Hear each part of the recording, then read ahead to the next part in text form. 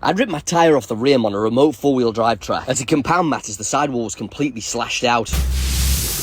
I couldn't believe that this had happened to the tyre while driving a relatively benign track. When I examined the tyre, the wall was slashed from top to bottom. I took a look at the rocks that had inflicted this damage, and while yes, they were kinda sharp, this ultimately was sedimentary bedrock, not something super hard like flint. And for a tyre that's supposed to be for off-road use, you just expect more. This was far from the first time that this had happened to me. I'd ripped a sidewall out in Wales the previous year, and subsequently ripped a tyre off the rim twice during that same expedition. I'd then ripped a sidewall out again in the Lake District. From a question of raw economics, I knew that this was going to be an untenable situation going forward. After spending a night on an angle on the mountainside, I woke up in the camper and got ready to tackle this problem. I jacked the vehicle up with the high lift jack. Since the vehicle was on an incline, I had to do this on an angle, which, I'm not gonna lie, was pretty terrifying. I put my bottle jack under the rear spring hanger to mitigate the risk somewhat, and pulled the wheel off. I dropped my spare down off the rear of the vehicle, ooh, baby, and lifted it up into place with a sigh of relief. Pretty relieved to have a wheel back on this vehicle to reduce the risk in case it dropped off the jack and ended up rolling down the hill. Beauty. With this done, I had a viable pathway out of here. I whipped up the wheel nuts with my gun and got everything tightened back up again, almost ready to get back on the trail. I lifted the wheel with the slashed tyre back up into its place on the rear of the vehicle, with great difficulty, the tyre slipping back off multiple times before I managed to finally get it seated, and I bolted it up gratefully. Let's get out of here, shall we? It was time to pick my way out of this area of wilderness and go back to civilization. I was going to need to go to a city, somewhere that I could get a new set of tyres and rims, but I'm in the middle of nowhere, in a patch of proper wilderness, and now I'm travelling without a spare, forcing my way through remote, overgrown terrain and just hoping for no more wheel and tyre disasters. This is a real mission to get back to civilization on just 4 wheels. But will I make it?